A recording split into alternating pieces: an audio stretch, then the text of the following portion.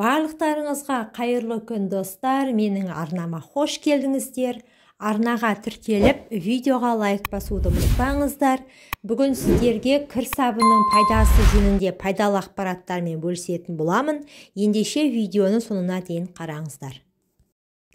Қазіргі таңда біз кір сабынды киім жуғанда көмекші құрал ғана ретінде пайдаланатын болдық. Бірақ оның адам денсаулығына тигізер пайдасы мол.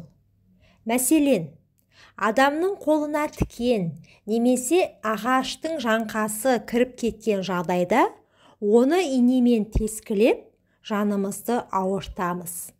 Осындайда кір сабынды жылы суға езіп, дәкеге қалыңдау етіп жағып, тікен кірген жерге танып қойсаңыз, 1 сағаттың ішінде тікен өзінен өзі сыртқа шығады. Егер шашыңыз қалың, әрі ұзын болғанын қаласаңыз, онда мамандар шашыңызды кір сабынмен жууға кеңес береді. Су сабынды пайдаланып болғаннан соң, артынша басты кір сабынмен жуу керек.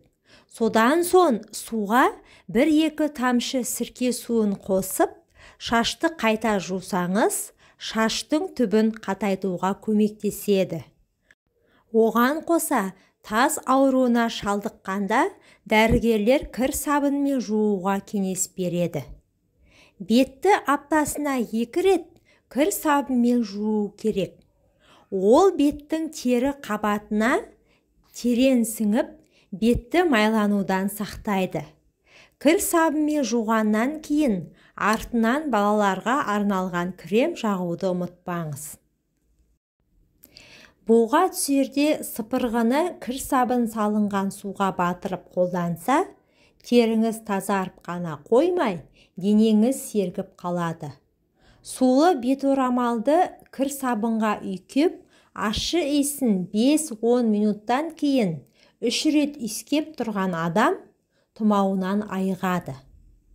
Іріндеген жараларға сықпамайын жаға бергеннен кір сабынның көмегін пайдаланған да пайдалы. Ол үшін кір сабынды ірі үккіштен өткізіп, табаға ені 1 сантиметр етіп, жаймалап салыңыз. Үстінен сабынның көлемімен 2 есе асатында етіп сүт құйып, әбден қою болғанша баяу отта 1,5 сағат бойы қайнатыңыз.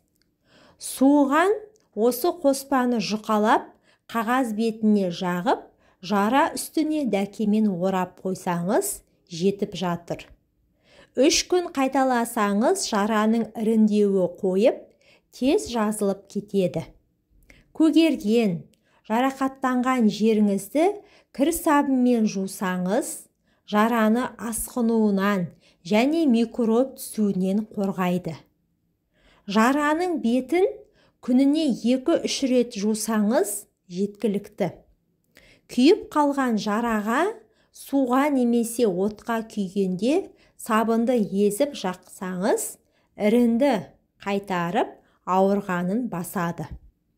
Дәрі-дәрмектен, улы заттардан абайсызда уланғанда, немесе сәбилер металл заттарды жұтып қойғанда, аздап сабын суын ішкізіп, ауруханаға жеткізуден бұрын шұғыл алдын алу шарасын жасауға болады. Оны қолдануда көңіл бөлетін тұстар. Әсте көп мөлшерде ішкізіп жіберуге болмайды.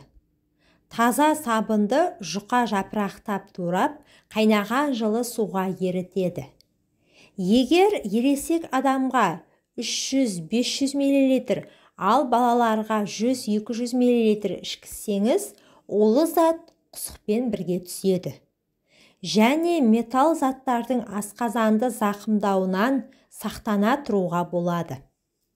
Ит тістеп алған жағдайда қан тоқтағаннан кейін жараға сабын ерітіндісіне малынған дәкені басыңыз. Құлап қалған жағдайда дереу кір сабынды жағыңыз. Ол көгеруден сақтайды. Ер адамдар қырынғаннан кейін тері тітіркенсе, кір сабынмен сабындап қоюға болады. Көпіршік кебуін күтіп, кепкеннен кейін сумен шайыңыз. Тыңдағандарыңызға рахмет. Менің каналыма тіркеліп, видеоға лайк басып кетуді ұмытпаңыздар, пайдаларыңызға жарасын.